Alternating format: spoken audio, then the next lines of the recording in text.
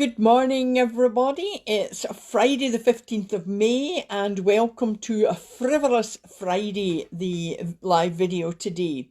Now, I mean frivolous in the sense of light-hearted. Frivolous has got many meanings, but for us today, it's being light-hearted and I suppose just learning to be happy, which brings me to, and I'm really pleased that people watching often post things. Now, Dave is a fabulous guy who seems to be ahead of me. I think he might be looking at my titles, but he brings in things that are absolutely, posts up things that are fabulous.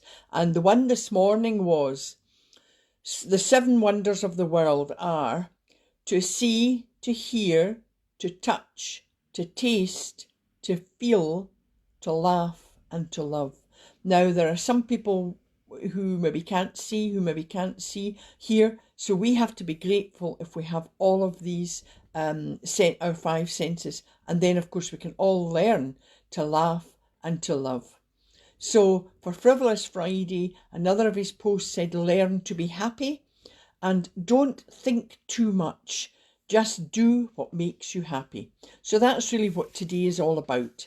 And because it's yesterday was a really heavy emotion on Tantrum Thursday. I think we needed it. I needed to get it all out my system, and I had my odd tantrum and my angry outburst with an email that came in, and I didn't respond to it. I thought, right, I'll wait till I'm happy and Frivolous Friday and I'll feel better. So we'll get to responding to that email later today.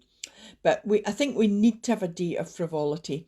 But before that, I think we should start by thanking all those in the front line and all the people who have been working throughout all of this to save lives, to saving lives, to helping everybody.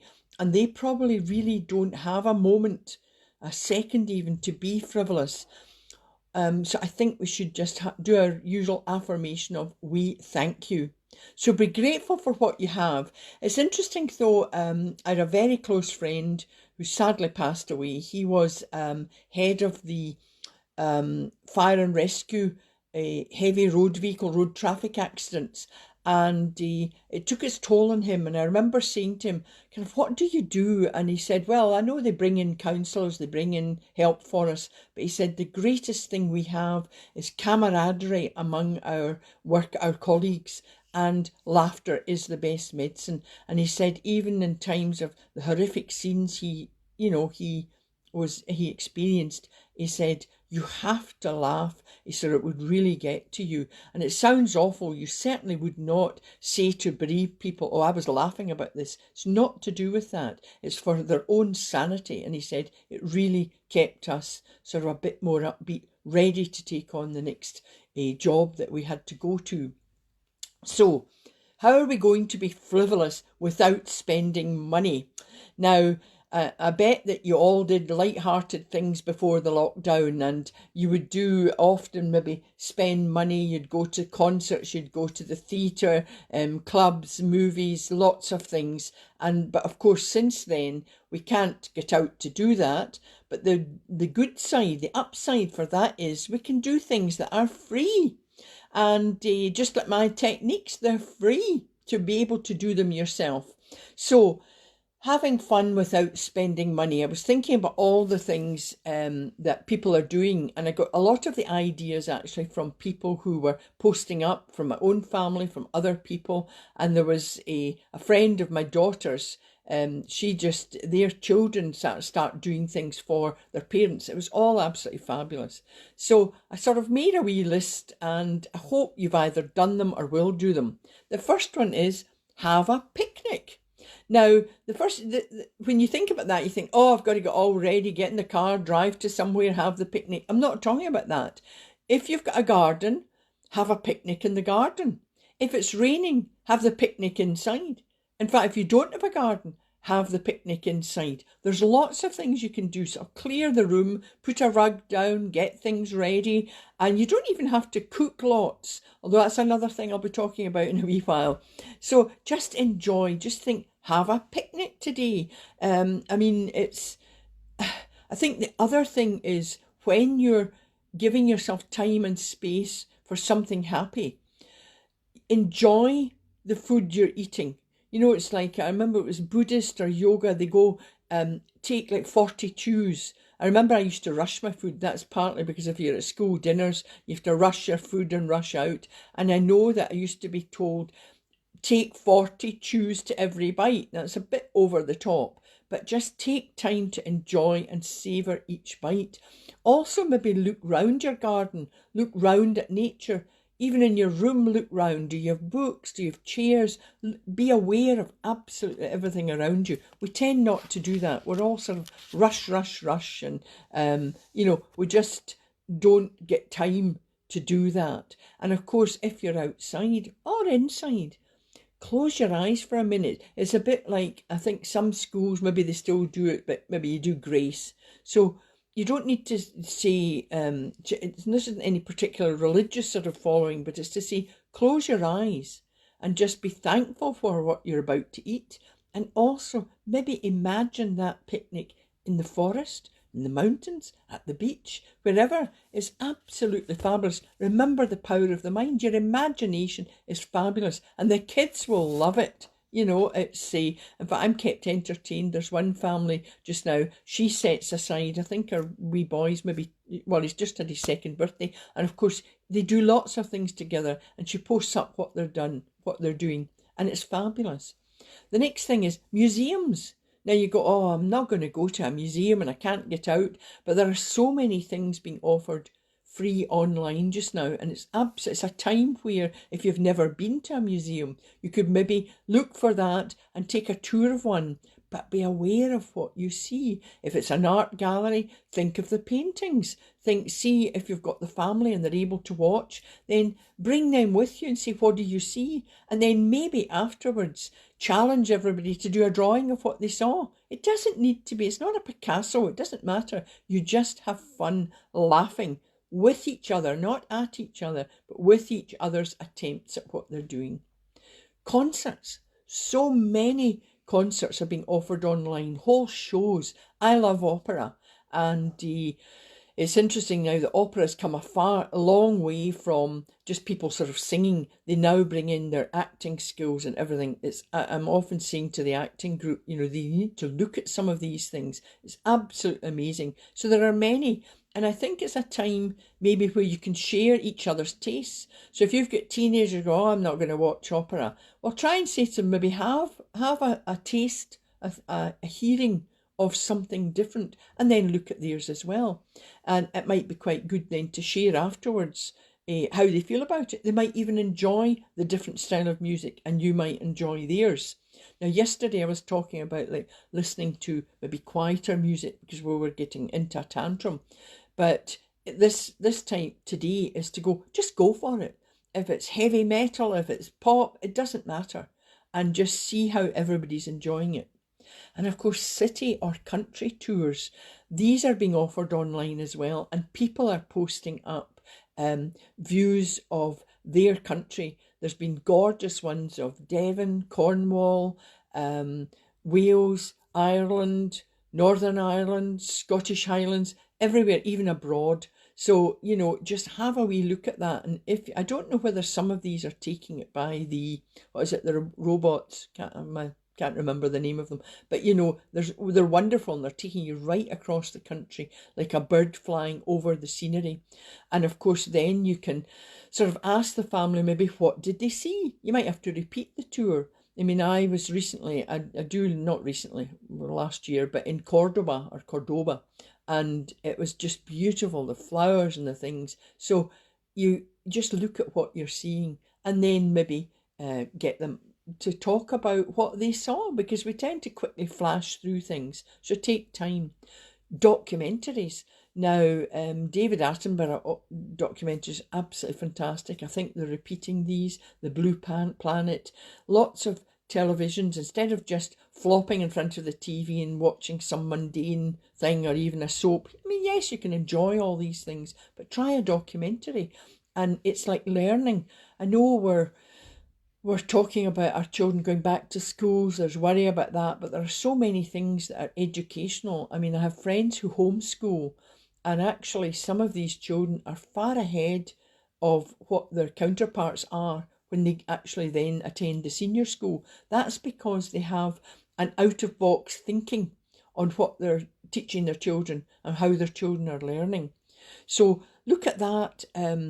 Maybe I was watching, like, I think there's a country file, or no, it's a farming program on country shows. Very interesting to see what these farmers have to do over the seasons. And of course, if it is a farming program, that takes you to cooking. You could maybe think, oh, I could try cooking in a different way.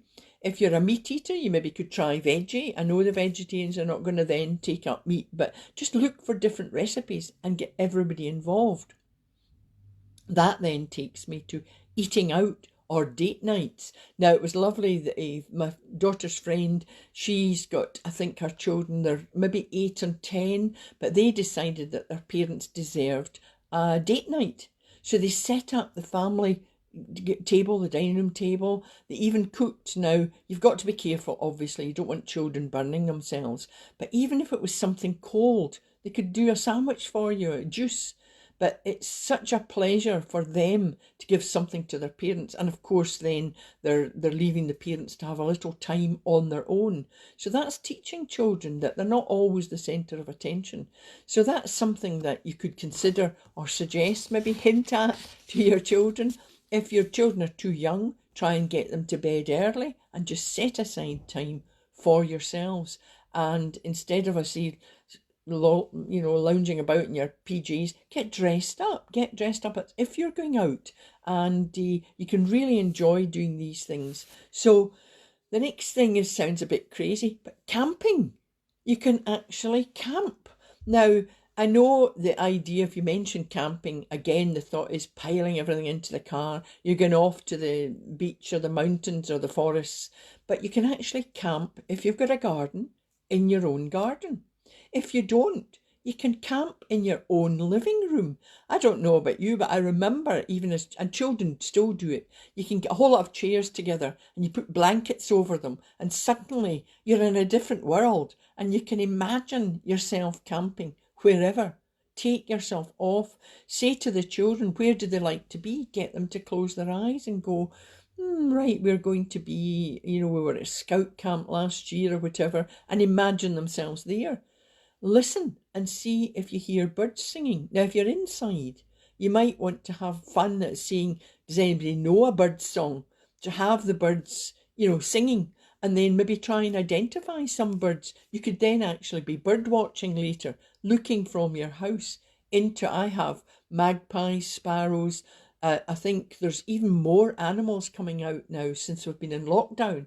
So maybe a challenge with each other is to see what other animals have you seen around, So that's something that you can pretend you're round the campfire and having a good sing-song. Take photographs. Now, I remember my son, actually, he was a photographer, and of course he loved taking photos, had fabulous cameras.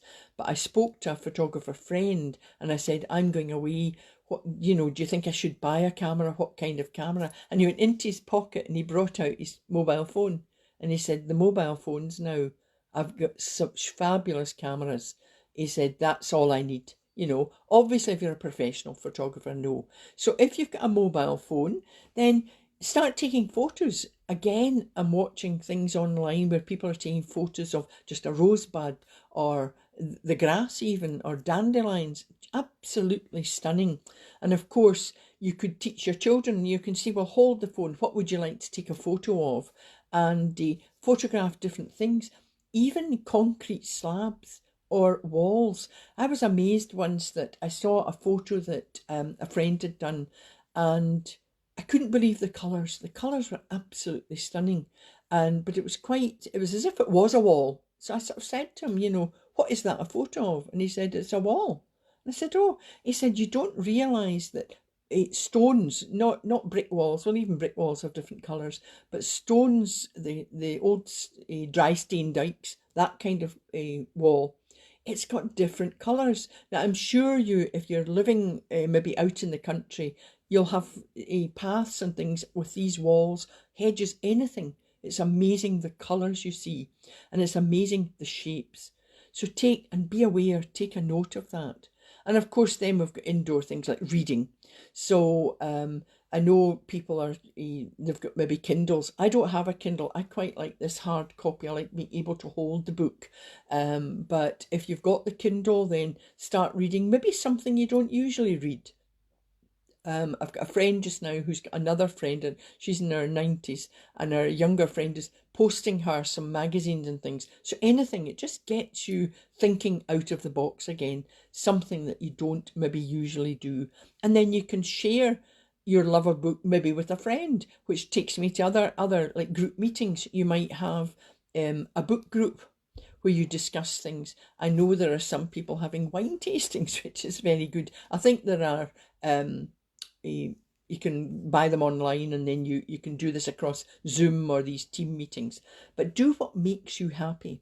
And of course, helping others. I mean, helping others is really important. And we're finding more of that. I hope that continues. But it looks like in times of stress and times of crisis, we do sort of pull out the stops and we start helping others. Another thing, well, of course, I've said already bird watching, but looking at the sky, looking at what other animals are around. I was introduced to geocaching by my son's two boys, and I think that might be a time which you have to wait till we're out of lockdown. Not because, well, now you can travel around, and it's an app on your phone, and you can find different things that people have left. I think the problem with that is, of course, that you have to, I think, touch them. You have to write down in a book what you've found, replace it, log into your app and tell what you've found. So you need sanitizer. It's maybe a thing to leave till later, but there's so many things. I mean, it's just amazing, and I'm getting a lot of these ideas from people who have been posting in and posting up in Facebook, and it kind of takes us away from all the negative news and the people sniping and cliping about different things. Everybody really is, I suppose, trying to do their best, and that to me is very, very important. And of course, the final tip for today, kind of quite maybe a short, it's not as long, but maybe that's meant as well. You can go on with doing what's happy for you. But I thought I'd leave you with well, laughter is the best medicine, love life.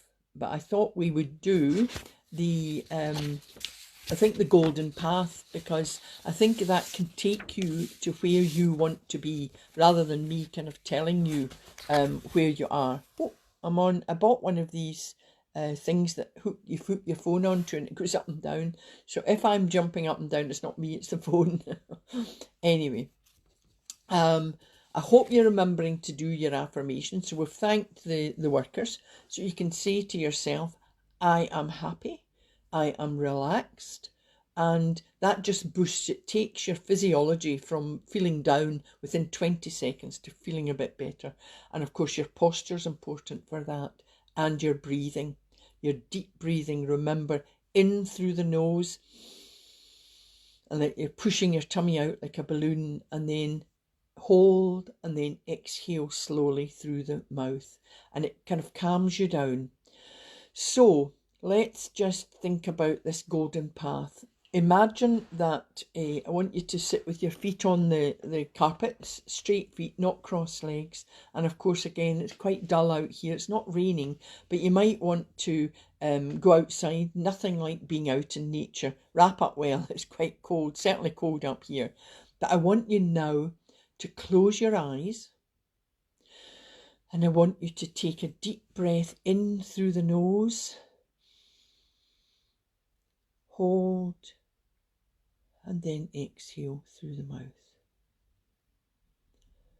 Now, while you're taking your next deep breath in, I want you to imagine, think of something that makes you feel calm and peaceful.